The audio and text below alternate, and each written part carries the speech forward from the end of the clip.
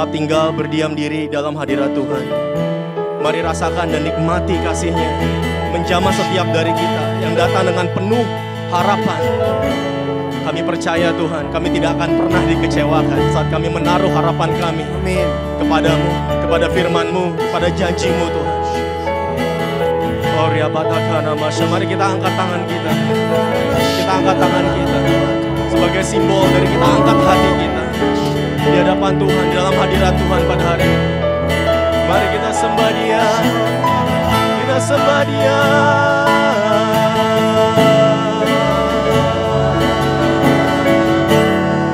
Nyanyikan kasih-Nya.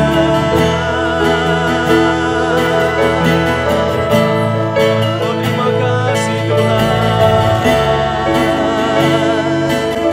Oh, Rama Syariah, Nama Syariah. Nana bayan darana karama syariah.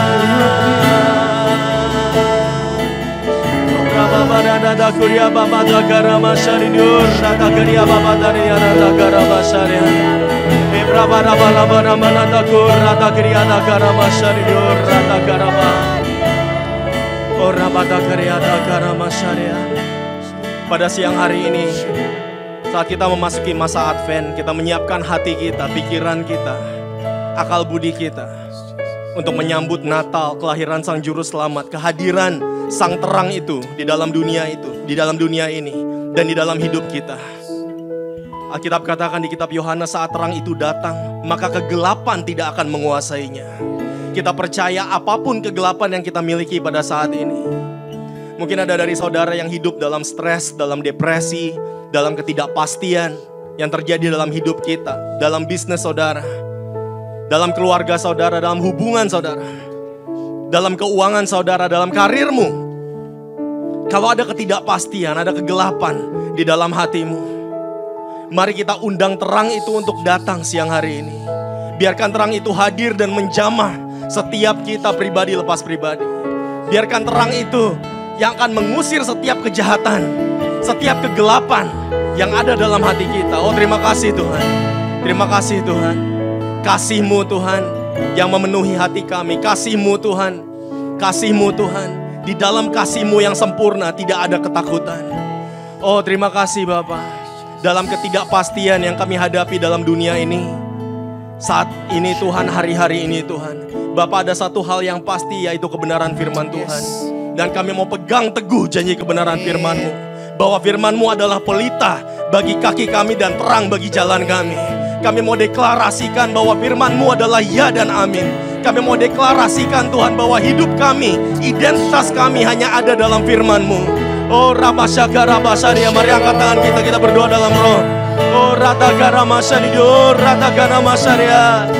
Bebrabada marabada Masyariah, Ratagara marabada Masyariah. Taruh harapan kita pada firman Tuhan. Taruh harapan kita pada Dia, Sang Terang itu, Sang Juru Selamat itu. Oh, Rabatagara Masyariah, Ratagara Masyariah. Oh, Rababatagaria, Rabababara Masyariah. Inilah yang ku renungkan dengan segenap hati, setiap waktu. Nyanyian pujian dan pengagungan, nyanyian pujian dan pengagungan, Rabasyaka Rabadagara kepadamu. Biarlah manis, biarlah manis kau dengar Tuhan, manis kau dengar Tuhan, dan hatiku bersuka karenamu. Angkat tangan kita, mari sembah Dia. Inilah yang ku renungkan. Renungkan setiap janjinya, setiap perkataannya, setiap firman-Nya dalam hidup kita. Oh, Rabasyaka Rabadaga Rabasyariah. Dan pengagungan, kami agungkan Kau Tuhan siang hari ini.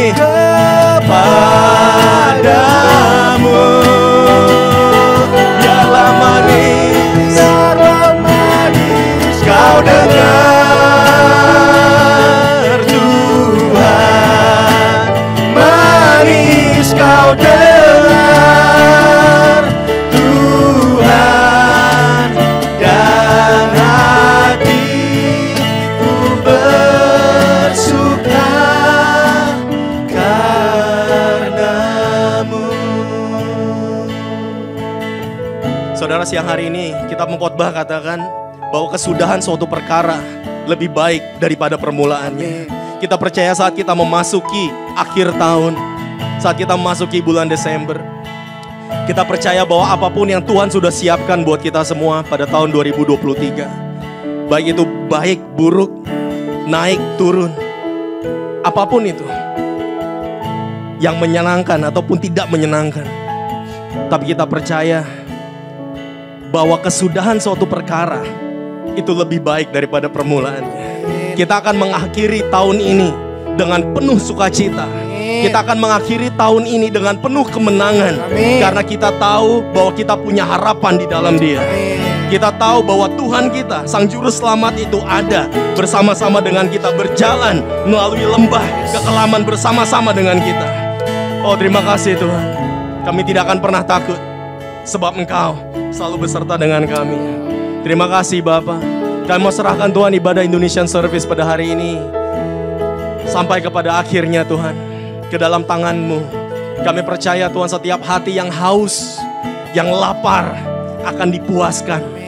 Setiap kami Tuhan yang datang, kami mau jamahan-Mu Tuhan. Kami mau menikmati hadirat-Mu Tuhan. Kami mau menikmati kasih-Mu Tuhan. Biarkan kami dipuaskan siang hari ini. Oh, terima kasih Bapa. Kami serahkan semuanya ke dalam tangan-Mu. Di dalam nama Tuhan Yesus Kristus, kami naikkan doa kami naikkan ucapan syukur kami. Semua yang percaya sama-sama katakan amin. Tepuk tangannya buat Tuhan kita. Haleluya. Amin, amin, amin. Sebelum saudara duduk, siapa di sini yang menikmati hadirat Tuhan? Amin. Amin. Ke kiri kanannya, ayo sama-sama kasih senyum, pandang matanya. Sama-sama. Saudara, saya tahu ini belum Natal, ya. Tapi hari ini aja udah banyak yang hilang jemaat Indonesian Service. Jadi kayaknya sangat appropriate gitu untuk kita bilang selamat Natal hari ini ya.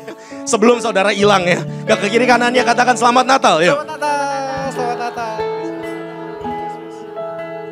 Amin, terima kasih, silakan duduk. Wow, hari ini saya sangat appreciate sekali semua yang datang dalam hadirat Tuhan kepada Indonesian Service pada hari ini. Saudara, make time gitu ya untuk sama-sama datang. Dan juga saudara, dari Indonesian Service ini satu hal yang saya selalu ingat, itu selalu makanan yang sebelum ibadah gitu ya. Itu waduh, itu luar biasa. Tadi barusan di bawah, ini saya harus sebut ini. Barusan di bawah ada yang bilang, katanya ini ciloknya bikin saya cinta Tuhan katanya. Wah, saya bilang, ciloknya bikin cinlok sama Tuhan gitu. Itu luar biasa sekali. Amin, itulah Indonesia. Amin, saudara.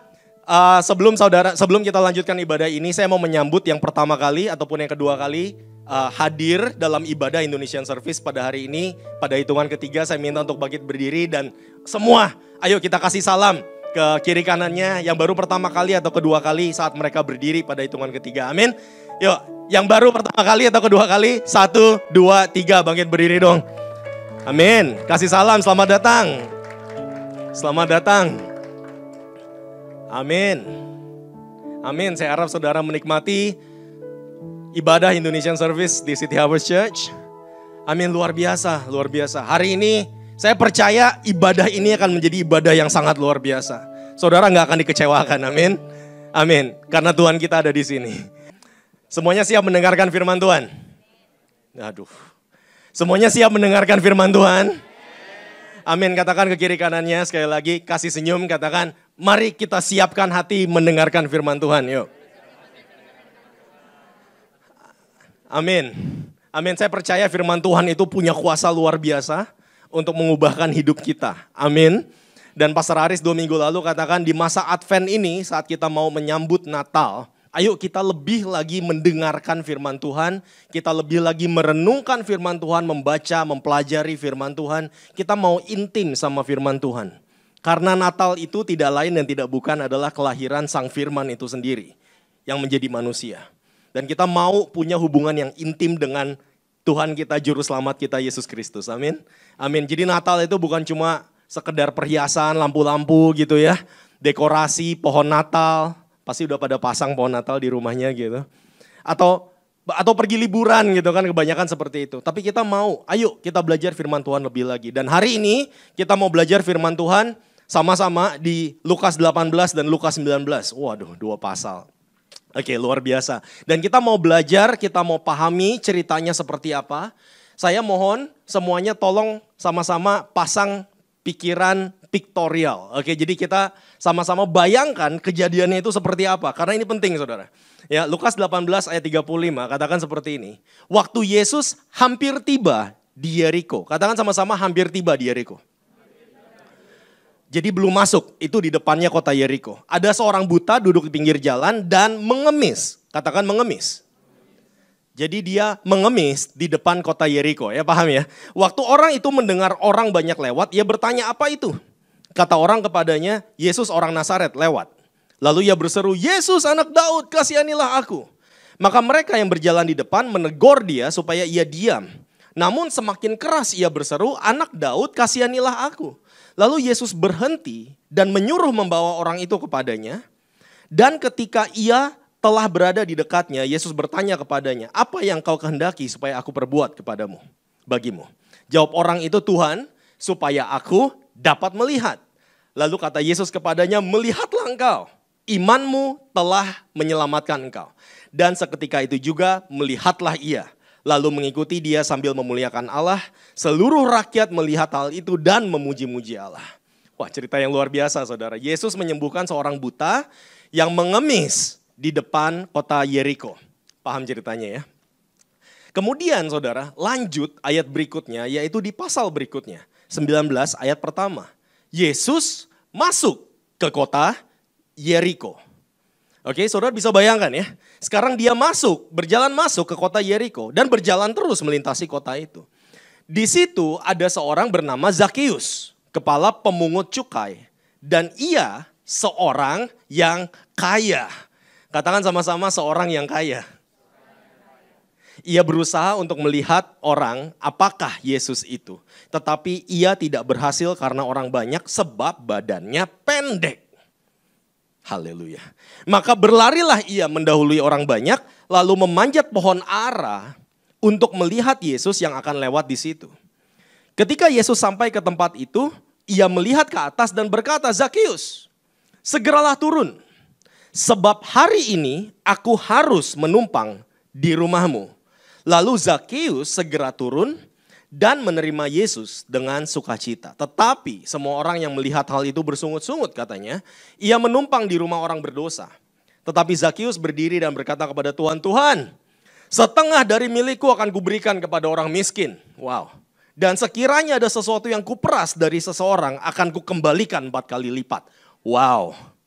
Kata Yesus kepadanya, hari ini telah terjadi keselamatan kepada rumah ini. Karena orang ini pun anak Abraham.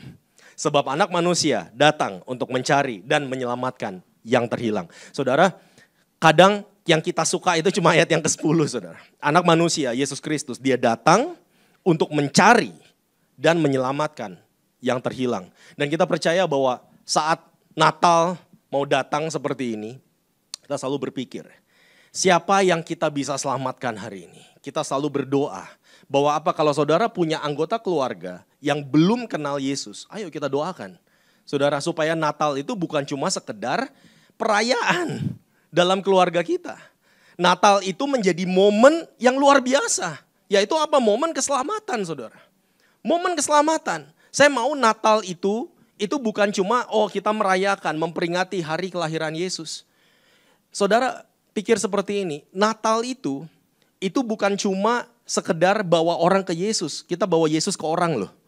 Kita bawa Yesus ke dunia loh. Itu yang terjadi loh waktu Natal. Ya, Yesus itu lahir di dunia ini. Amin. Dan kita percaya anak manusia datang untuk mencari dan menyelamatkan yang terhilang. Nah, kitab Lukas tadi pasal 18, pasal 19 itu mengkontraskan kedua cerita ini. Dan saya percaya bahwa dua cerita ini disandingkan gitu. Itu bukan kebetulan. Dan jangan lupa bahwa di Alkitab aslinya itu nggak ada pasal-pasal. Jadi nggak ada pasal 18, pasal 19. Ini cerita yang berkesinambungan. Saudara, Yesus itu di depan Yeriko, dia melihat orang buta itu yang bernama Bartimeus. Kemudian dia masuk ke kota Yeriko, dia ini bertemu Zakeus. Saudara lihat bagaimana yang satu itu di depan kota Yeriko, yang satu itu dalam kota Yeriko. Saya percaya bukan kebetulan. Yang satu miskin, Alkitab katakan dia mengemis. Yang satu kaya, saya percaya bukan kebetulan. Yang satu punya keterbatasan fisik, dia buta. Yang satu lagi juga punya keterbatasan fisik, dia pendek. Saya percaya bukan kebetulan. Yang satu duduk di bawah mengemis, yang satu manjat pohon ke atas. Saya percaya bukan kebetulan. Dan hari ini kita mau kupas firman Tuhan. Semua siap belajar firman Tuhan? Amin. Yuk katakan sekali lagi ke kanan kirinya. Mari kita sama-sama belajar firman Tuhan. Amin. Amin. Saudara kalau terus-terusan berpikir kebetulan, saudara saya kasih tahu. Saudara tiap kali berdoa, doa dijawab kebetulan. Ya, saudara tiap kali saudara berdoa minta kesembuhan terjadi, saudara pikir kebetulan. Berkat keuangan terjadi, saudara pikir kebetulan. Ya kan? Pernikahan dipulihkan, saudara pikir kebetulan. Lah, saudara kalau terus-terusan kebetulan susah. Ya, firman Tuhan itu nggak ada yang kebetulan katakan. Yohanes 1 ayat 3 katakan apa? Segala sesuatu dijadikan oleh Dia dan tanpa Dia tidak ada sesuatu pun yang jadi dari segala yang telah dijadikan. Tidak ada namanya kebetulan di dalam Tuhan. Saudara hidup dalam Tuhan semuanya rencana Tuhan. Hidup dalam Tuhan semua Tuhan yang atur. Amin. Kalau kita bisa punya confidence, punya percaya diri seperti itu, punya iman seperti itu. Saudara nggak takut kok ngadepin hari esok. Amin. Tidak ada yang namanya kebetulan. Amin. Dan Tuhan sedang mengajarkan sesuatu kepada kita dari perikop ini, saudara. Di ayat paralelnya, di Markus 10 dikatakan bahwa orang ini bernama Bartimeus. Katakan sama-sama saya Bartimeus. Dan inilah yang terjadi. Markus 10 ayat 49 katakan lalu Yesus berhenti dan berkata panggillah dia. Mereka memanggil orang buta itu dan berkata kepadanya, kuatkan hatimu, berdirilah. Ia memanggil engkau. Lalu ia menanggalkan jubahnya, ia segera berdiri dan pergi mendapatkan Yesus. Saudara, sekali lagi pictorial. Bayangkan, dia menanggalkan jubahnya. Saya pikir kok penting ya gitu kan. Kok penting ya dia harus buka dulu gitu, dia tanggalkan, baru dia berdiri. Saudara, perhatikan baik-baik bahwa jubah ini itu bukan cuma bicara jubah karena yang dipakai pada saat itu karena cuacanya dingin. Bukan. Saudara, bukan cuma itu. Jubah itu adalah jubah seorang pengemis. Ya, jubah seorang pengemis. Itu berbicara tentang identitasmu. Jubah itu adalah jubah yang diberikan oleh pemerintah Roma kepada pengemis saat itu sebagai license, sebagai izin untuk saudara bisa mengemis. Saudara bayangkan. Jadi jubah itu diberikan, ya. Jubah itu diberikan oleh orang lain, ya. Tapi itu menjadi identitasmu. Saudara, lama-kelamaan setiap hari dia pakai jubah itu, saudara dia akan merasa, dia akan bilang sama diri sendiri bahwa apa? Aku adalah seorang pengemis. Dan berapa banyak hidup kita seperti itu, saudara. Orang lain itu menentukan identitas kita dari perkataan orang lain dan lama-kelamaan kita jadi seperti itu.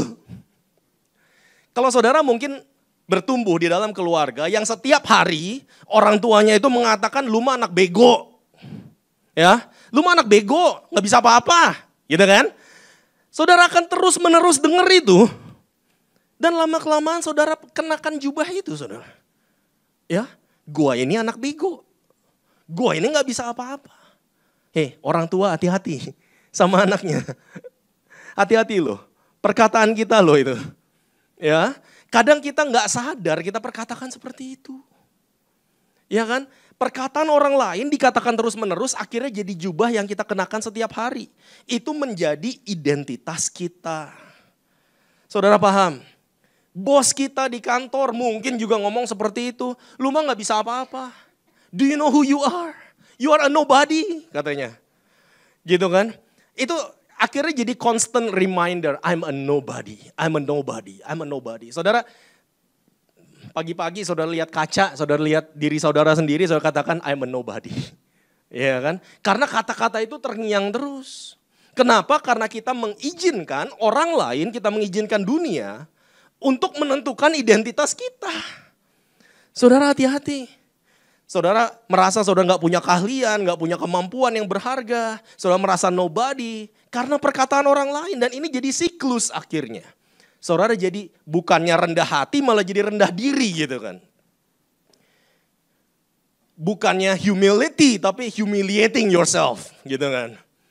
Akhirnya saudara akan terus menerus, bahkan depan orang pun saudara rendahkan diri saudara sendiri. Nah, saudara ada cerita menarik. Kalau saudara pernah baca di Bilangan 13, itu dikatakan bahwa Musa itu mengirim 12 pengintai untuk mengintai tanah Kanaan.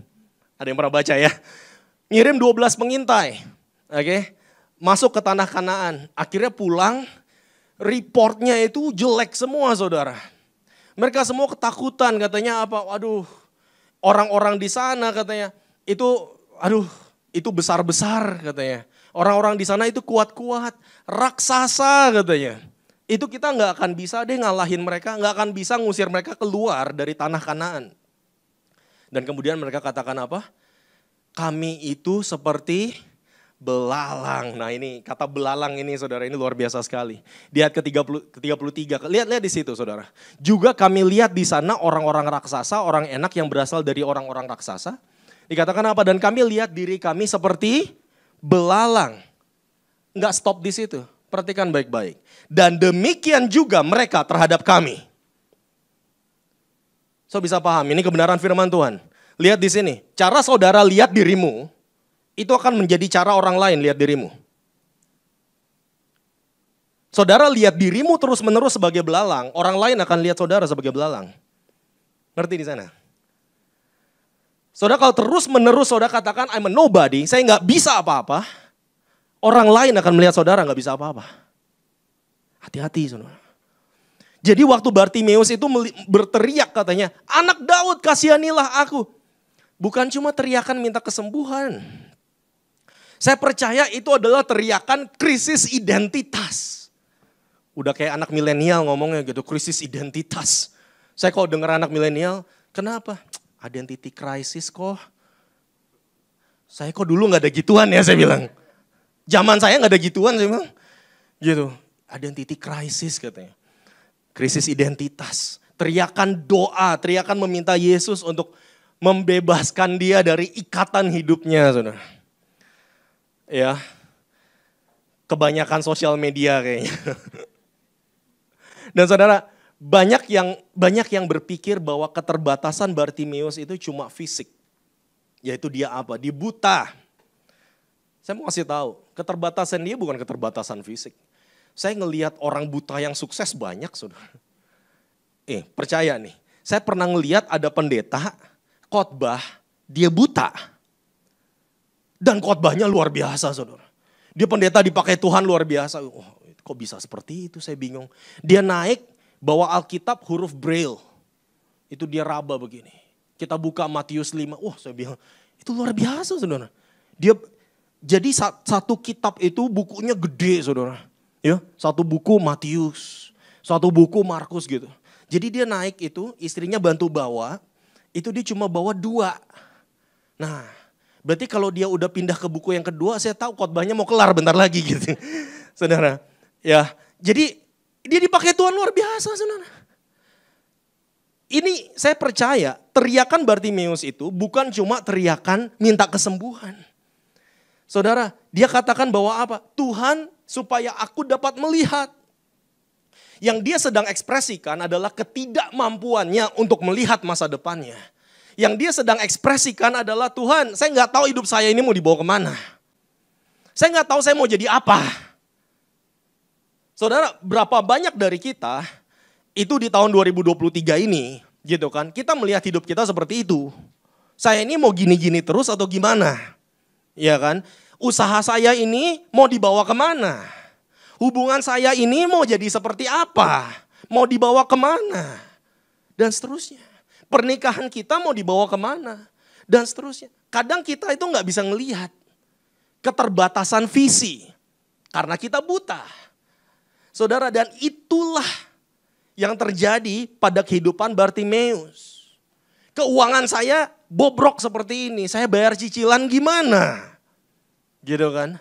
Saya habis kena tipu orang. Lalu saya makan gimana? Dan seterusnya, dan seterusnya. Masalah datang bertubi-tubi dan itu seperti raksasa di mata kita. Dan kita lihat diri kita seperti belalang. Sering saudara. Betul? Kita sering seperti itu. Kita lihat diri kita seperti belalang. Saudara terus-terusan begitu. saudara lama-lama itu jadi jubah yang saudara kenakan tuh. Saudara akan lihat diri saudara itu seperti belalang. Setiap hari. Saya nggak bisa apa-apa. Masalahnya besar sekali. Ya, masalahnya seperti raksasa gitu kan. Itu kan melebih-lebihkan namanya gitu. Saudara, kita lihat diri kita bawa apa? Diriku memang kecil. Tapi Tuhan di dalamku jauh lebih besar. Gitu dong. Ya, gitu dong. Saudara tahu namanya fokus. Maaf, saya guru fisika, saudara. Saudara tahu namanya fokus ya.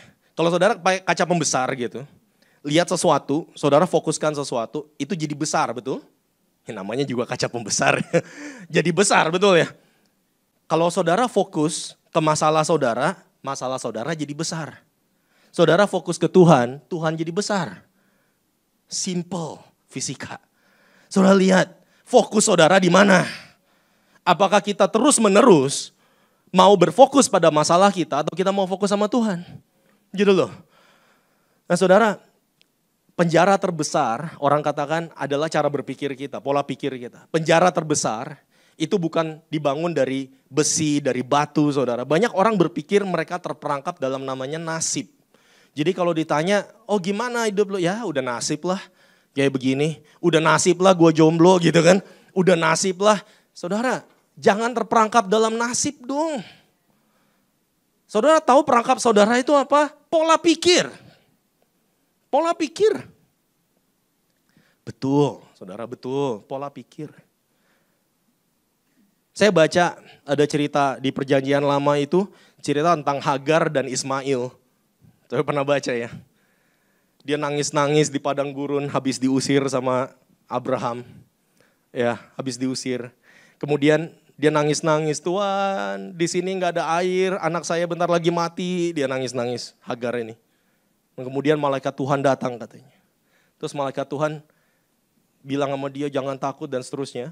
Kemudian katanya dia noleh dan dia lihat air. Saya mau nanya, saudara. Itu apakah simsalabim tiba-tiba ada mata air di sana gitu? Saudara tahu masalahnya? Masalah dia nggak ngelihat air. Masalahnya itu divisi saudara. Masalahnya adalah cara kita lihat saudara. Saya yakin airnya udah ada di situ. Kadang kita itu ya, udah ada pertolongan Tuhan, tapi kita terus merasa kecil. Terus merasa Tuhan aku gak bisa apa-apa, Tuhan ini gimana, dan seterusnya.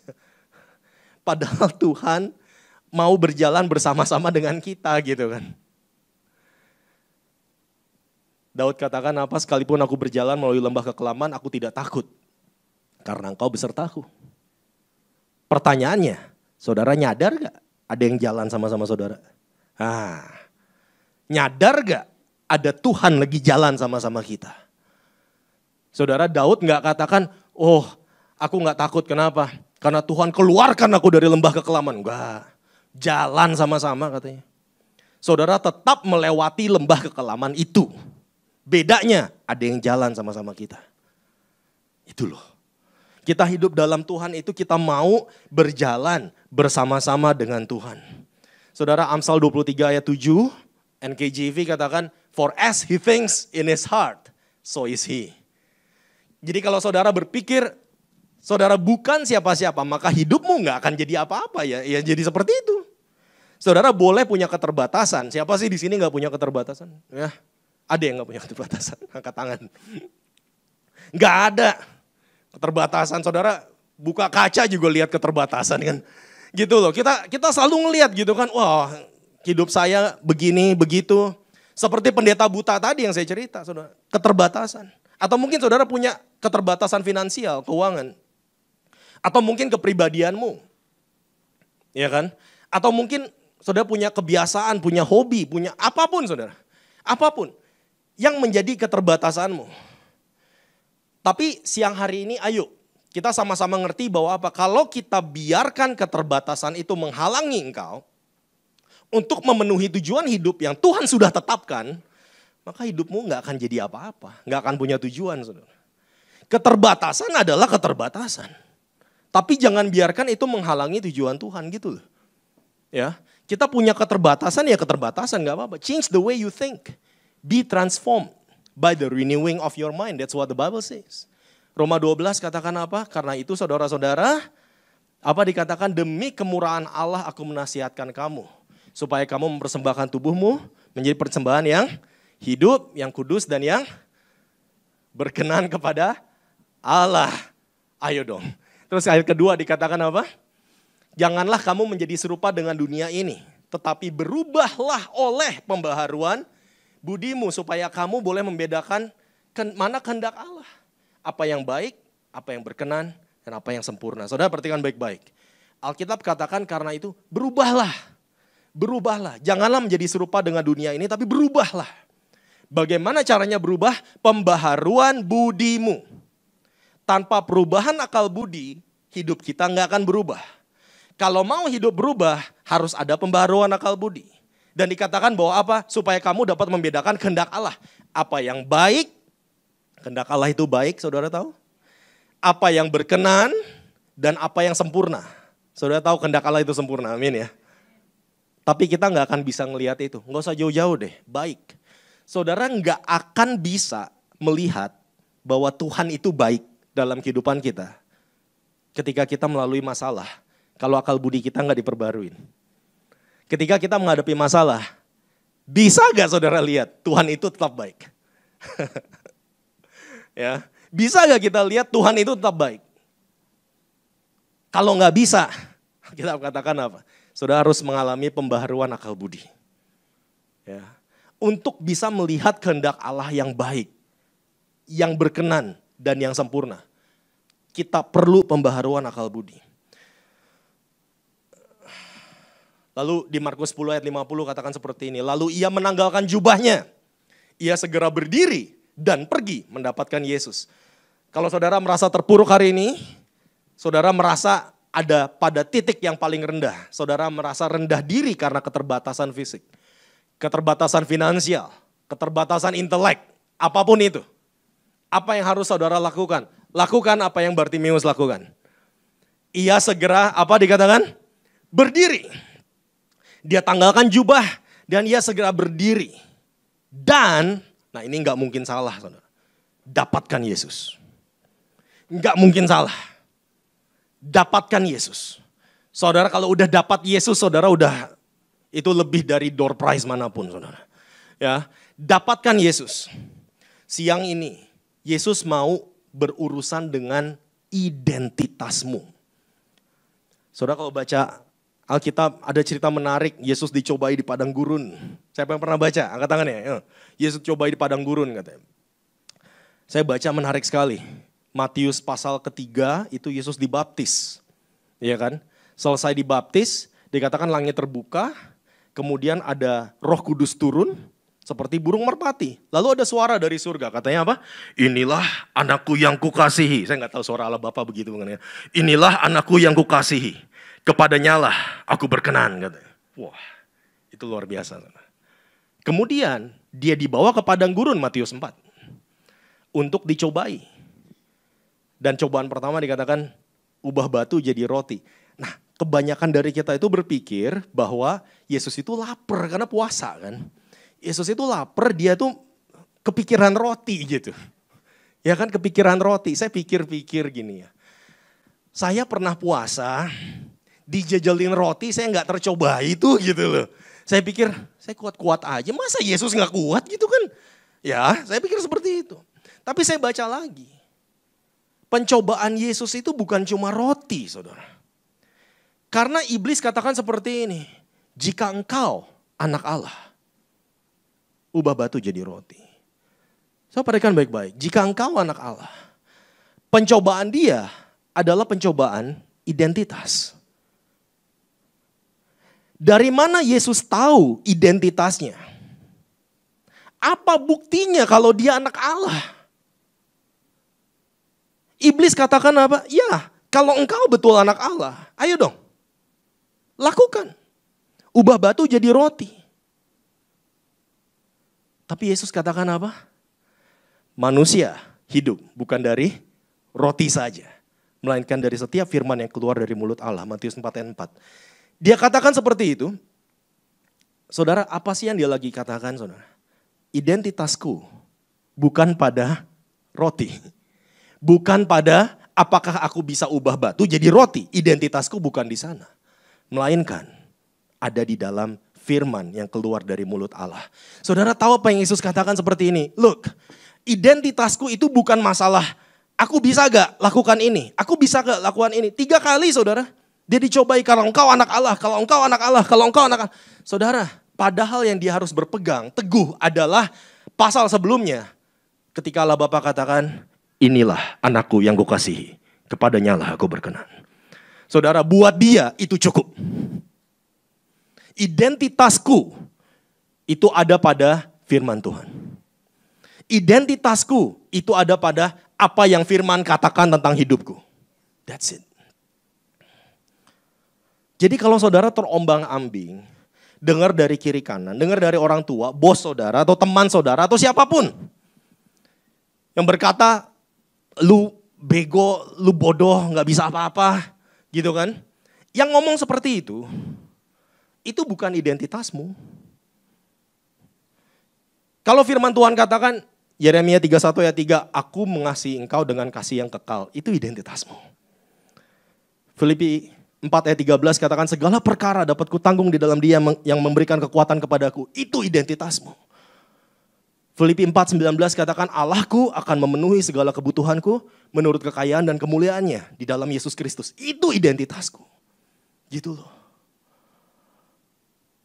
Yohanes 1:12 katakan apa?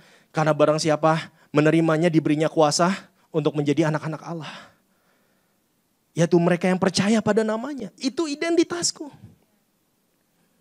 Ulangan 28 katakan berkat, itu baca di situ ada berkat untuk semua anak-anak Tuhan, saudara. Engkau akan menjadi kepala dan bukan ekor. Engkau akan terus naik dan tidak akan pernah turun. Engkau akan diberkati pada waktu engkau masuk, diberkati pada waktu engkau keluar, diberkatilah engkau di rumah, diberkatilah engkau di ladang. Itu identitasku. Firman Tuhan. Jadi saudara, lihat di sana bahwa identitas kita itu bukan apa kata orang. Identitas kita adalah apa kata firman Tuhan. Yesaya 54:17 katakan setiap senjata yang ditempa terhadap engkau tidak akan berhasil. Itu loh. No weapon formed against us shall prosper. Itu loh. Itu identitas kita, saudara. Saya sering kesaksian bahwa saya bukan lahir di keluarga yang berada gitu. Saya bukan lahir di keluarga kaya. Keterbatasan banyak sekali. Banyak sekali. Saya pernah saksikan juga bahwa waktu sekolah itu, tiap kali pulang sekolah, kalau ada orang, mungkin anak zaman now gitu kan kelayapan gitu saudara ya. Saya harus buru-buru pulang. Kenapa? Orang tua saya itu jualan gas LPG saudara. Dan saya harus nganter itu tabung gas ke setiap tetangga yang beli saudara. Saya harus goes sepeda, bahkan gak punya motor. Goes sepeda, naikin itu tabung gas saudara. Goes ke rumah orang, turunin, pasangin, saudara, dan saya terima upah, gope. Ya, itu hidup saya. Saya nggak pernah kepikiran bisa ke Singapura dan seterusnya, saudara, nggak ada dalam kamus saya gitu ceritanya. Ya, saudara, cuman saya ketika saya terima Tuhan umur 15 tahun, saya ambil keputusan bahwa apa? Saya nggak mau keadaan saya itu menentukan identitas saya. Kenapa? Karena identitas saya ada dalam firman Tuhan. Jadi waktu itu saya punya perinan, itu ayat-ayat saudara, yang mengatakan itu identitas saya di dalam Tuhan. Aku adalah ciptaan yang baru, yang lama sudah berlalu, yang baru sudah datang. Itu semua saudara. Kalau zaman sekarang pakai HP gitu kan, smartphone. Dulu belum ada smartphone, jadi saya print. Ya, itu tiap pagi saya baca. Ini identitas saya di dalam Tuhan. Apakah setelah baca kemudian saya lihat kiri kanan itu keadaan saya tiba-tiba berubah? Enggak. Ya kan? Satu hal yang pasti saudara harus tahu. Firman Tuhan itu bukan cuma mengubah keadaan. Itu merubah akal budimu. Pembaharuan budimu. Itu loh. Firman Tuhan. Ubah cara kita berpikir. Amin. Cerita yang kedua itu cerita tentang Zakheus. Ya. Cerita tentang Zakheus. Katakan sama-sama saya, Zakheus. Tadi dikatakan ayat pertama Lukas 19, Yesus masuk ke kota Yeriko dan berjalan terus melintasi kota itu. Di situ ada seorang bernama Zakius, kepala pemungut cukai, dan ia seorang yang kaya. Ya saudara perhatikan baik-baik, dia bukan cuma pemungut cukai, itu tukang pajak gitu, bukan. Dia kepala pemungut cukai. Dia bosnya saudara. Ya, dan ia seorang yang kaya. Saudara tahu kalau Alkitab bilang kaya, berarti kaya ya. Kaya, beneran kaya gitu. Ia seorang yang kaya. Mungkin saudara tadi saya ngomongin Bartimeus, saudara liatin ayat-ayatnya, saudara bilang, ini bukan hidup saya. Ini bukan hidup saya. Sekarang ngelihat Zakius, nah ini nih saya nih. Bisa relate sekarang gitu kan, tadi bukan gitu. Mungkin saudara banyak yang begitu gitu kan. Ya, saudara di perjanjian lama kota Yeriko itu kota yang sangat kokoh dengan tembok yang sangat tebal. Mungkin saudara ingat ceritanya kota Yeriko. Yosua kirim 2 pengintai, kalau saudara pernah baca. Kemudian ada perempuan bernama Rahab, ya kan? Itu menolong. Kemudian Israel berkeliling 7 kali, itu merobohkan tembok Yeriko. Mungkin saudara pernah baca ceritanya gitu kan. Yeriko itu adalah simbol apa sih? Simbol dari apa yang selama ini kita bangun. Pencapaian-pencapaian kita, prestasi-prestasi kita, achievement kita, accomplishment kita. Nama kita yang udah kita bangun. Ya kan semua. Nah itu adalah Yeriko. Saudara lihat, kadang kita seperti itu kan, kita bangun hidup kita. Tapi ada orang-orang di luar yang tertindas seperti Bartimeus. Di dalam kita seperti Zakius, mencari nama untuk diri sendiri. Saudara, siapa sih? Ini Alkitab luar biasa sekali. Saya ngelihat sangat indah saudara. Siapa sih yang Yesus jangkau? Dia jangkau Bartimeus yang di luar, dia juga jangkau Zakius yang di dalam. Itu kasihnya buat kita semua saudara. Gereja Tuhan, kita bangun gereja yang hebat, yang terkenal, yang besar, yang luar biasa saudara. Para pemain musik luar biasa, singersnya luar biasa saudara. Wah bangunannya luar biasa gitu kan. Tapi kita kadang lupakan orang-orang yang terhilang yang ada di luar gereja. Orang-orang yang tidak terjangkau. Unreached people groups, UPGs. Gitu kan. Saudara, siapa sih yang mau Yesus jamah? Saya mau kasih tahu, dia jamah Bartimeus yang di luar. Tapi dia juga jamah Zakius yang di dalam. Supaya Zakius bisa jadi berkat buat seisi kotanya. Apa yang Zakius ini, apa sih yang terjadi sama Zakius ini saudara?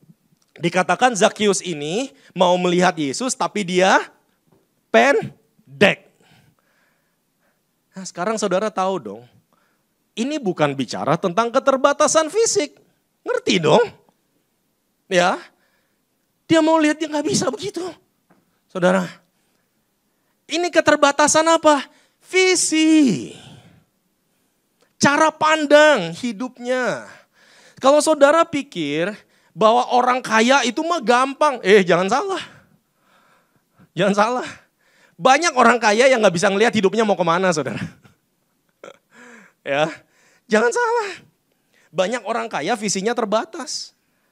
Banyak orang yang lahir di keluarga berkelimpahan tapi mentalitas tetap bisa jadi pengemis. Banyak. Saudara yang selalu merasa ketidakcukupan itu kan pengemis saudara. Selalu gak cukup, selalu gak cukup, selalu gak cukup gitu. Selalu merasa kurang, makanya bahasa Inggrisnya feeling short of something. Ya, saudara lihat, apa sih masalah orang kaya? Apa sih masalah Zakius? Mereka mau dikenal, mau diakui, mau dihormati, mau dapat perhatian. Karena pencapaian mereka, karena prestasi mereka, karena nama yang sudah mereka bangun kan gitu. Jadi ketika Zakius mau dapat perhatian Yesus, apa yang dia lakukan? Dia manjat pohon. Sounds familiar? Pernah dengar? Saudara mau dikenal banyak orang, apa yang harus saudara lakukan? Climb the ladder. Oh udah sering dengar itu. Di mana-mana itu. Mau sukses, climb the ladder. Ya gitu kan. Tiap hari suruh manjat. Untuk apa? Bangun nama. Mau jadi terkenal. Mau dikenal orang. Gitu kan. Mau dipuji-puji orang. Ini masalah dunia loh. Ini masalah seperti ini loh. Saudara mau ditepuk tanganin, dapat applause dari seluruh dunia, climb the ladder. Panjat itu tangga kesuksesan katanya. Tangga karir. Akhirnya saudara apa? Bekerja 16 sampai 20 jam per hari. Untuk apa? Dapat promosi. Sounds familiar? Oh ya. Apalagi tinggal di Singapura gitu kan.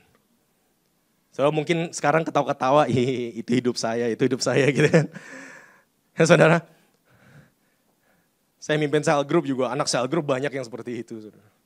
Ya, nggak bisa ke gereja, kenapa? Aduh, kerjaan nih, sibuk nih.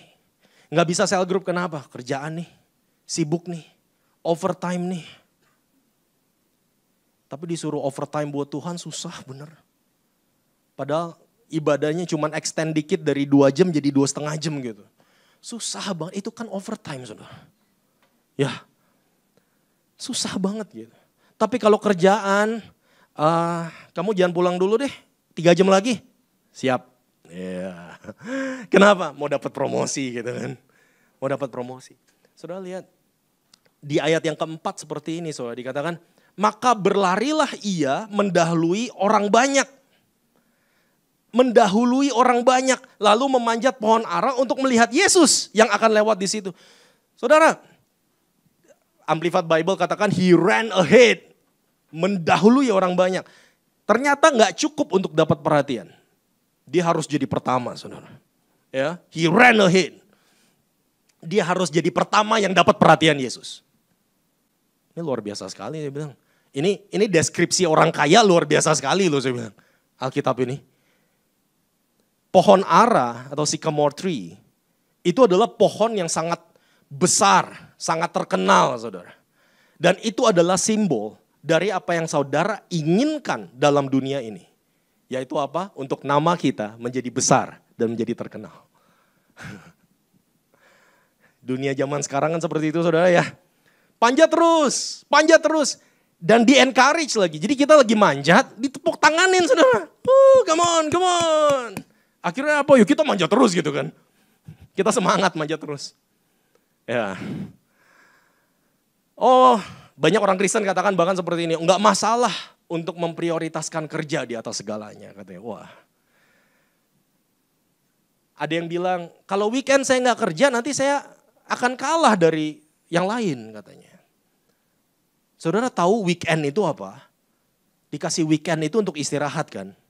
Untuk berhenti bekerja betul ya? Jadi kalau zaman dulu itu weekend gak kerja itu normal saudara. Kalau zaman sekarang weekend gak kerja itu bonus. Enak loh, weekend bisa gak kerja katanya. Lah, ya weekend buat apa? Saya jadi bingung sekarang.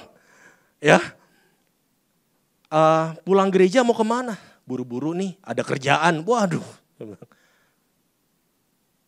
Saya punya anak cell group baru datang dari negara lain gitu kan. Kerja di Singapura sekitar 2 tahun. Dia tiba-tiba banyak penyakit gitu. Dia ke dokter, ngecek ternyata stres. Ya kan? Dan dia bilang, saya juga gak tahu, gak nyadar gitu. Gak nyadar dia penyakit kenapa gitu kan. Ternyata karena stres katanya. Luar biasa ya. Karena stres, kerjaan kita seperti itu gitu. Deadline, ngejar deadline lagi. Deadline yang satu belum kelar, ada deadline lagi. Gitu kan, deadline lagi. Akhirnya dia ke dokter, dokter bilang, kamu harus istirahat. Harus. Kamu harus istirahat. Untung dia gak tanya, deadline-nya kapan dok? Bayangkan seperti itu hidup. Ya, ini first world problem saudara. Ya, first world problem ini Zakheus nih. Identitas mereka taruh di mana? Di kerjaan. Jadi kalau udah gak mampu lagi kerja, kalau saudara kena retrench, kalau saudara kena pecat gitu kan, mereka kehilangan identitas mereka. Ya, tiba-tiba kehilangan gitu identitasnya. Ini dunia zaman sekarang saudara, mungkin banyak yang masih sekolah berpikir, gak relevan nih kan. Saya bilang relevan banget kok. Ya, dari saudara masih sekolah, kalau saudara punya mentalitas terus-menerus seperti itu, engkau taruh identitasmu di apa yang saudara kerjakan saat ini. Saya mau kasih tahu. Nggak bisa seperti itu. Nggak bisa seperti itu. Dulu saya masih kuliah, saudara. Bayangkan ada seperti ini kejadian. Ada di sel group, saudara. Rumetan. Yang satu dapat beasiswa. Ya kan, terima email, gue dapat beasiswa gitu kan. Nunjukin ke roommate-nya. Ini orang lagi pergi, roommate-nya datang ke komputernya, dia reply itu email. Dia bales, saya mau tolak scholarship-nya katanya. Cuma gara-gara apa? Dia dapat, saya enggak. Oh, luar biasa saya bilang. Di sel group loh. Kalau engkau taruh identitasmu di pencapaian-pencapaianmu. Ketika saudara kehilangan itu, saudara kehilangan hidupmu loh. Engkau kehilangan hidupmu loh. Saya pernah ceritakan saya kehilangan apartemen 2M, saudara. Ya. Saya kehilangan apartemen 2M. Itu sekitar 200.000 Sing dollars. Pernikahan saya berantakan. Semuanya berantakan. Saya sampai bingung saya mau ngapain, saya bengong gitu. Tapi ketika kita keluar dari masalah itu, kita lihat ke belakang, kita lihat ini Tuhan lagi ngajarin apa sih? Gitu. Ngajarin supaya kita enggak tergantung sama apa yang kita punya. Kita enggak tergantung sama apa yang kita bisa capai dan kita bisa beli. Karena identitas kita bukan di situ. Manusia hidup bukan dari roti saja. Melainkan dari setiap firman yang keluar dari mulut Allah. Tepuk tangannya buat Tuhan kita dong, amin.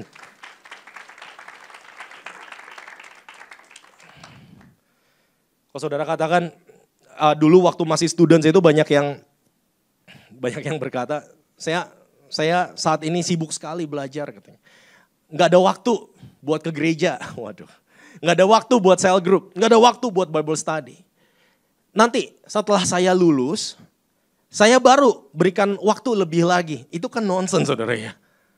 Kenapa? Setelah lulus ya pasti lebih sibuk lagi gitu kan. Udah bekerja udah pasti lebih sibuk lagi. Nanti deh, ini kan baru mulai meniti karir. Ya kan, belum nanti abis ini baru. Doa, minta pasangan hidup gitu kan. Dikasih Tuhan pasangan hidup, aduh ini sibuk lagi mau ngurusin pernikahan gitu kan. Akhirnya oke, udah menikah, ya nanti deh. Ini kan baru-baru menikah masih sibuk gitu kan. Punya anak, nanti deh. Nah, terus mau kapan? Kalau saudara punya mentalitas kayak gitu, nanti deh, mau kapan? Saya nggak menghakimi saudara. Ya kalau saudara terhakimi, kalau saudara sendiri sih. Saya nggak menghakimi gitu kan. Saudara, saya cuma mau bilang, nggak ada namanya the best time. Saudara mau layani Tuhan, saudara merasa ini waktunya saya untuk melayani Tuhan, layani Tuhan. Saudara merasa ini waktunya saya untuk saya jadi berkat buat orang lain, jadi berkat buat orang lain. Gitu loh. Jadi nggak usah nanti deh. Saudara. Ya. Gak ada namanya the best time. Kalau saudara identikan dirimu dengan Zakius hari ini. Yesus katakan seperti ini ayat kelima. Zakius, apa? Segeralah turun. Sebab hari ini aku harus menumpang di rumahmu. Yesus katakan kepada Zakius, quick, come down. I must be a guest in your home today. Kalau hidupmu isinya climbing the ladder terus saudara. Yesus katakan apa? Segeralah turun. Kalau saudara pikir, ya memang hidup kita itu isinya ya seperti itu. Saudara salah. Maaf. Kalau saudara taruh identitasmu di sana, engkau salah. Dan firman Tuhan koreksi kita hari ini. Saya nggak anti namanya kerja keras. Tolong jangan salah ya. Saya nggak anti namanya kerja keras. Tapi kalau identitasmu engkau taruh pada pekerjaanmu, saudara salah.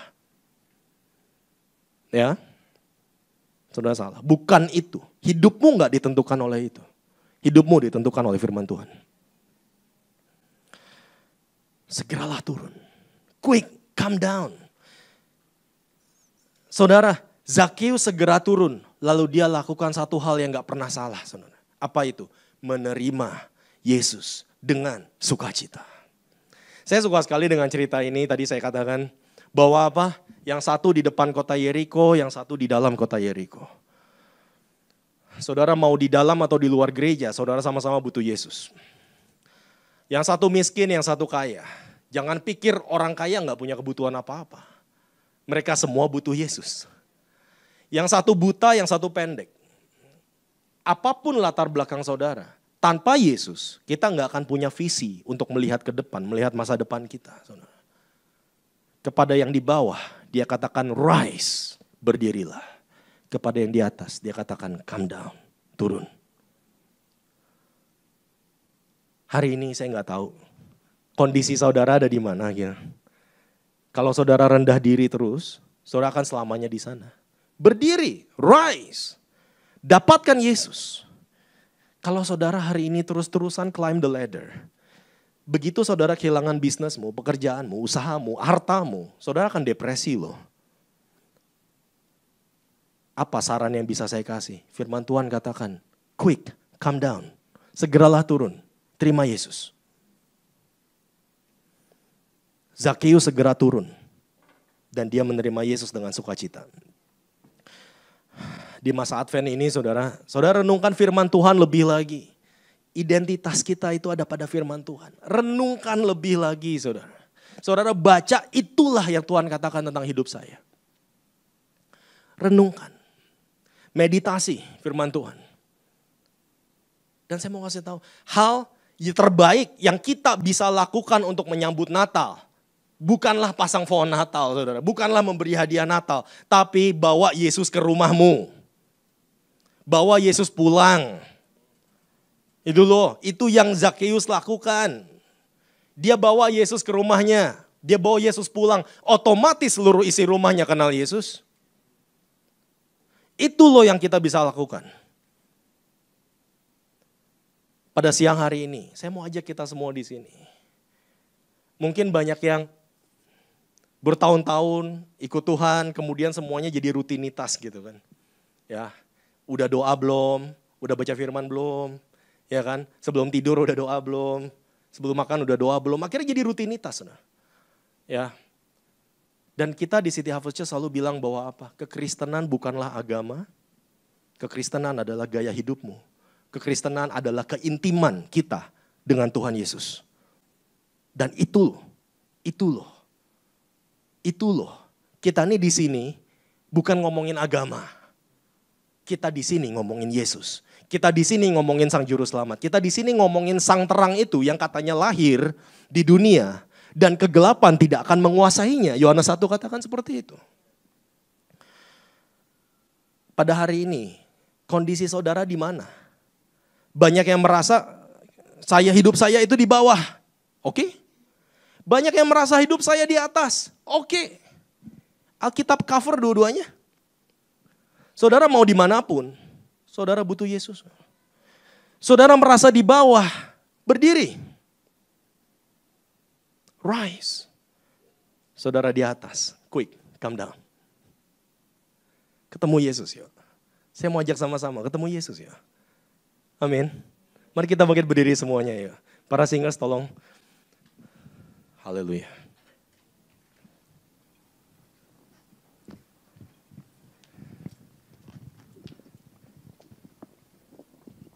Hari ini, ayo sama-sama kita renungkan firman Tuhan yang telah diberitakan. Kita percaya bahwa hadirat Tuhan di tempat ini, Roh Kudus bekerja di dalam setiap hati kita. Saya nggak tahu kondisi saudara hari ini. Saudara ada dimanapun, baik yang ada di sini ataupun menonton online. Kalau kehidupanmu merasa terpuruk ada di bawah. Hari ini firman Tuhan katakan rise, berdirilah. Dan apa yang Bartimeus lakukan? He jumped up. Dia melompat, dia berdiri. Dan dia dapatkan Yesus. Dan itu yang saya mau tantang saudara untuk lakukan. Tapi mungkin ada grup yang lain di sini.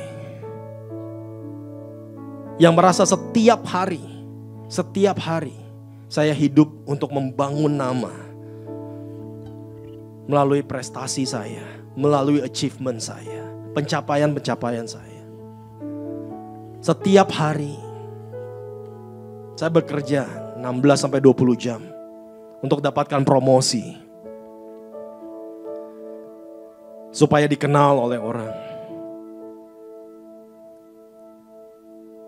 Sampai saya gak punya waktu untuk Tuhan. Sampai saya gak punya waktu untuk keluarga. Saya gak punya waktu bahkan untuk diri saya sendiri. Kalau itu hidupmu, Yesus hari ini katakan, seperti yang dia katakan kepada Zakheus, quick, come down. Segeralah turun. Aku mau makan di rumahmu. Dia inginkan hubungan yang intim dengan engkau.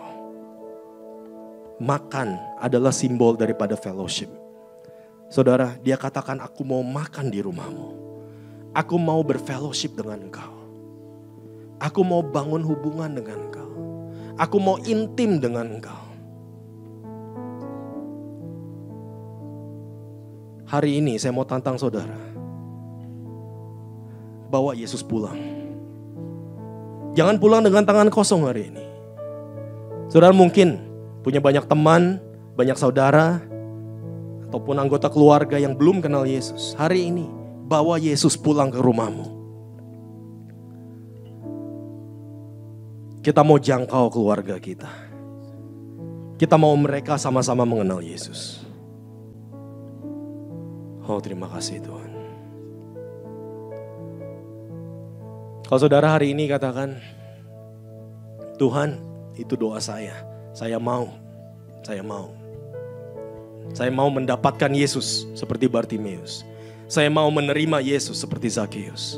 Saya mau bawa pulang Yesus.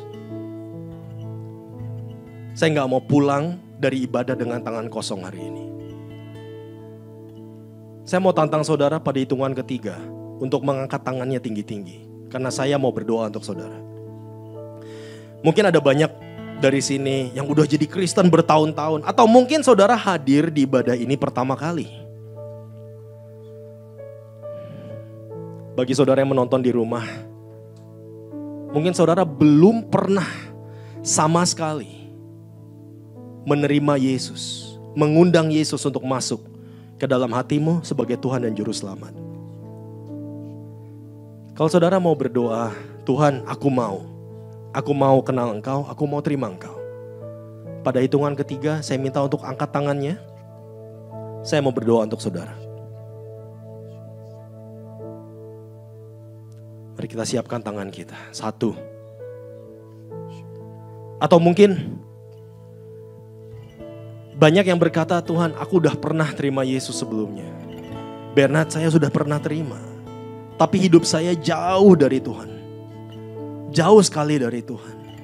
Mungkin karena kesibukan, karena masalah dalam rumah tangga. Karena sakit hati. Mungkin ada banyak faktor. Tapi hari ini, dapatkan Yesus. Bawa Yesus pulang. Bawa Yesus pulang. Jangan pulang dengan tangan kosong. Bawa dia pulang. 2. Kalau itu doamu, hitungan ketiga, angkat tanganmu. 3, angkat tangannya. Makasih Tuhan. Amin. Ada lagi. Baik yang menonton di rumah, saudara boleh angkat tangannya. Ada lagi. Amin. Coba boleh turunkan tangannya. Mari semuanya sama-sama kita katakan, Tuhan Yesus. Tuhan Yesus. Sekali lagi saudara, saya minta semuanya sama-sama katakan Tuhan Yesus. Tuhan Yesus. Aku membuka hatiku Aku membuka hatiku dan mengundang Engkau dan mengundang Engkau untuk masuk untuk masuk sebagai Tuhan sebagai Tuhan dan Juru Selamatku. dan Juru Selamatku. Hari ini Hari ini aku menerima keselamatan aku menerima keselamatan yang daripadamu. yang daripadamu. Ampuni semua dosa-dosaku Tuhan. Ampuni semua dosa-dosaku Tuhan. Hari ini Hari ini namaku nama tercatat tercatat di dalam buku di kehidupan. dalam buku kehidupan. Terima kasih Tuhan. Terima kasih Tuhan. Engkau selalu berjalan bersama-sama dengan aku. Selalu berjalan bersama-sama. Mari semuanya berdoa untuk kita semua. Syurabata Karyaba Syakaraba. Syiriabata Karama Syania. Rabata Kuryaba Manama Syania. Syurababa Karaba Syanidur. Rata Karaba. Bukan Terima dengan kasih Tuhan. Masyakaraba Syania. bukan dengan barang fana. Kau membayar dosaku dengan darah yang mahal. Tiada noda dan celah. Bukan dengan emas perak. Kau menebus diriku oleh segenap kasih dan pengorbananmu. Semuanya katakan. Ku telah mati dan tinggalkan cara hidupku yang lama. Semuanya sia-sia dan tak berarti lagi. Hidup ini ku letakkan pada mezbah-Mu ya Tuhan. Jadilah padaku seperti yang Kau ingini. Bapak hamba-Mu berdoa Tuhan buat setiap tangan-tangan yang terangkat. Bapak kami percaya Tuhan bahwa saat kami mengambil keputusan langkah iman pada siang hari ini, kami mau datang untuk mendapatkan Engkau. Kami mau datang untuk mengalami perjumpaan dengan Engkau Tuhan. Kami mau datang untuk menerima Engkau sebagai Tuhan dan Juru Selamat kami. Kami percaya Tuhan Kau ubahkan. Engkau ubahkan hidup kami Tuhan. Kami letakkan hidup kami bukan lagi kami Tuhan, tapi itu Roh-Mu Tuhan yang hidup di dalam kami. Kami percaya Tuhan yang lama sudah berlalu, yang baru sudah datang. Kami percaya Tuhan saat kami serahkan hidup kami pada mezbah-Mu ya Tuhan, sebagai persembahan yang hidup, yang kudus dan yang berkenan kepadamu. Tuhan kami percaya kami akan mengalami perubahan dalam kehidupan kami. Kami akan berubah oleh pembaruan budi kami. Oh terima kasih Tuhan supaya kami boleh melihat rencana Tuhan yang baik untuk hidup kami. Rencana Tuhan yang berkenan untuk hidup kami. Rencana Tuhan yang sempurna untuk hidup kami. Oh Rabasyaga Ramasa Kuria Mama Ramasariyo Ramabaka Rama Ramasariya. Ku telah mati dan tinggalkan cara hidupku yang lama. Semuanya sia-sia dan tak berarti.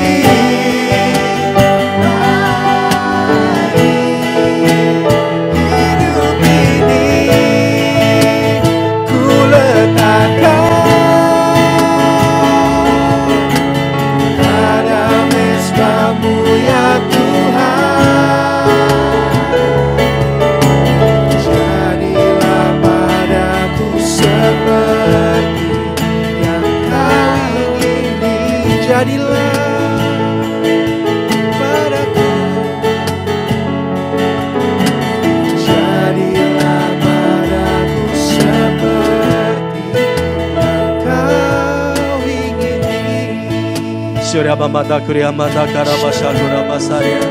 Surya Bamata Kriya Babara Barata Kriya Balarabas.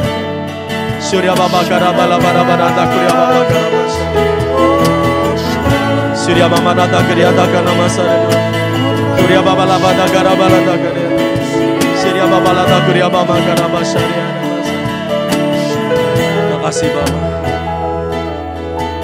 Saudara, siang hari ini saya merasakan dalam hati saya ada banyak dari kita di tempat ini yang sedang mengalami depresi. Saya nggak tahu saudara siapa, saya nggak tahu masalah apa yang menimpa engkau. Tapi hari ini Tuhan mau bebaskan engkau. Karena problemnya adalah cara saudara melihat hidup saudara sendiri. Hari ini Roh Kudus mau bebaskan engkau. Dia katakan berdirilah, rise, bangkit. Kalau itu engkau, boleh saya berdoa secara khusus buat saudara? Boleh angkat tangannya? Semua mata tertutup, boleh angkat tangannya? Amin. Saya nggak tahu masalah apa. Mungkin masalah relationship, masalah pekerjaan, masalah keluarga. Apapun itu, saya mau berdoa kepada saudara, buat saudara.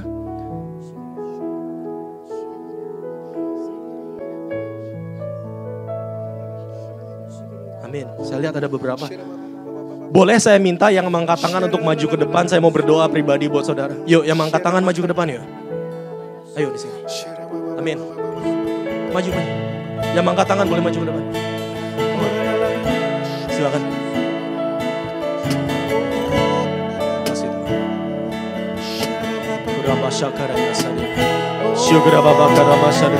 Ada lagi saudara. Ada lagi saudara. Saya nggak tahu keterikatan apa yang saudara punya saat ini. Mungkin saudara nggak sadar bahkan. Tapi kadang perkataan orang lain. Atau mungkin saudara punya trauma dari masa kecil. Perkataan orang tuamu. Itu yang menjadi ikatan dalam hidupmu. Lepaskan itu.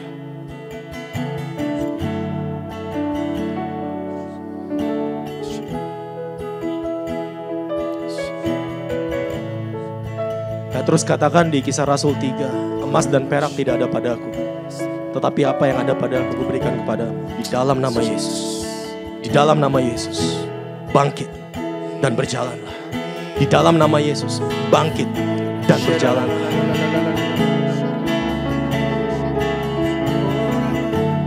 Boleh saya minta saya group leader untuk bantu saya? Yuk, tolong di belakang. Makasih Tuhan.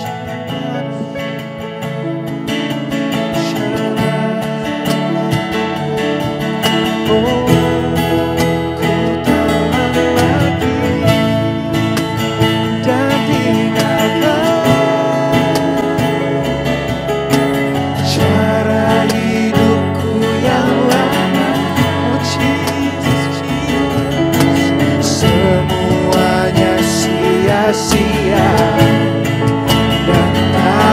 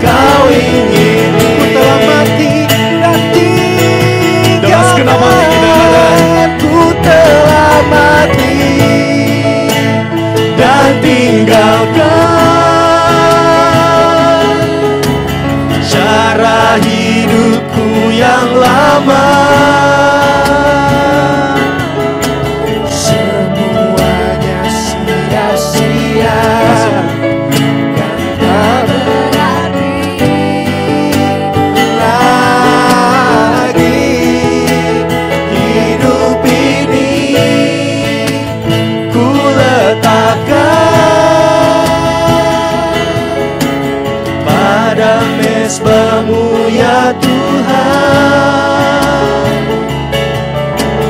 Jadilah padaku seperti yang Kau ingini.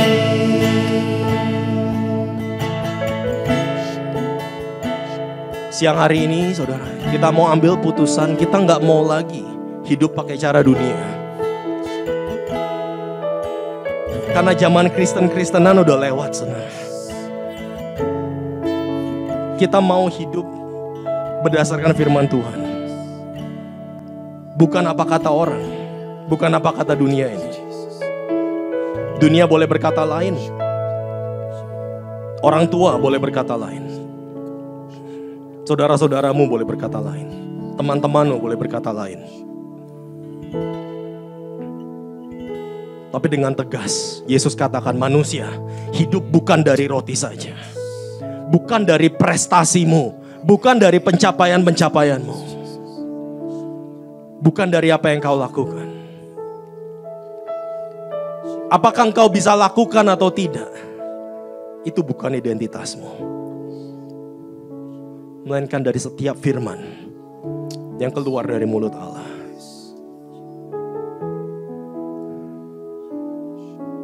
Apa jubah yang kau kenakan pada siang ini?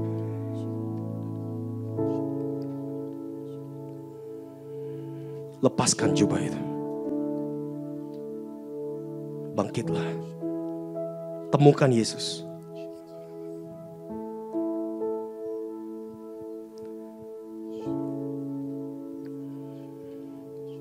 Ada banyak dari kita yang juga seperti Zakeus.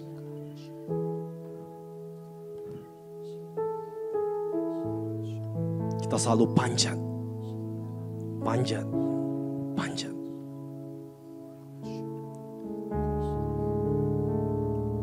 Hari ini, temukan keamanan, security itu di dalam firman Tuhan. Kalau ada promosi dalam hidupmu, biarkan promosi itu datang dari Tuhan.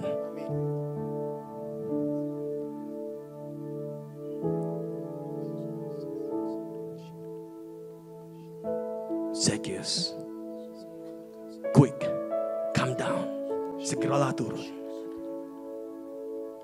Aku mau makan di rumahmu.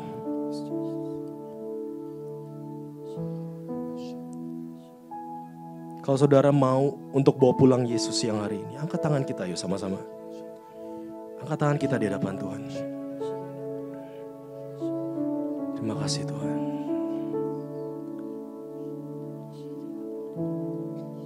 Ku telah mati dan tinggalkan cara hidupku yang lama. Semuanya sia-sia dan tak berarti lagi. Hidup ini ku letakkan pada mesbah-Mu ya Tuhan. Jadilah padaku seperti yang Kau ingini. Mari terus angkat tangan kita di dalam hadirat Tuhan. Diberkatilah engkau. Diberkatilah engkau pada waktu engkau masuk. Diberkatilah engkau pada waktu engkau keluar. Diberkatilah engkau di rumah, diberkatilah engkau di ladang. Kau akan menjadi kepala dan bukan menjadi ekor. Engkau akan terus naik dan dia akan pernah turun. Biarkan firman Tuhan itu menjadi janjimu. Janji untuk kita yang terus kita pegang. Sebab barang siapa menerimanya diberinya kuasa untuk menjadi anak-anak Allah. Yaitu mereka yang percaya dalam namanya.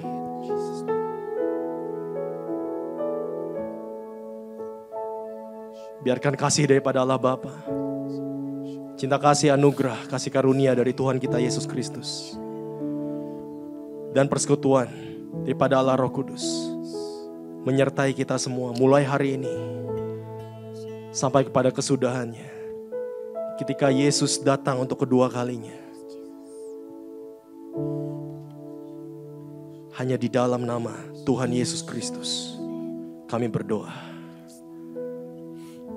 Ku telah mati dan tinggalkan cara hidupku yang lama. Semuanya sia-sia dan tak berarti lagi. Hidup ini ku letakkan pada mesbah-Mu ya Tuhan. Jadilah padaku seperti yang Kau ingini. Tepuk tangan yang paling meriah buat Tuhan kita. Haleluya. Makasih Tuhan. Amin. Luar biasa Tuhan kita. Amin. Siapa yang telah diberkati? Amin. Saudara, siapkan hati kita untuk Indonesian Service yang terakhir di tahun 2023. Tanggal 10 Desember, betul. Tanggal 3 Desember, maaf. Tanggal 3 Desember, saudara. Indonesian Service yang terakhir. Amin. Bawa teman-temannya untuk datang. Saya percaya mereka semua akan diberkati. Amin. Terima kasih saudara. Selamat hari Minggu. Tuhan Yesus memberkati. Sampai jumpa. Amin.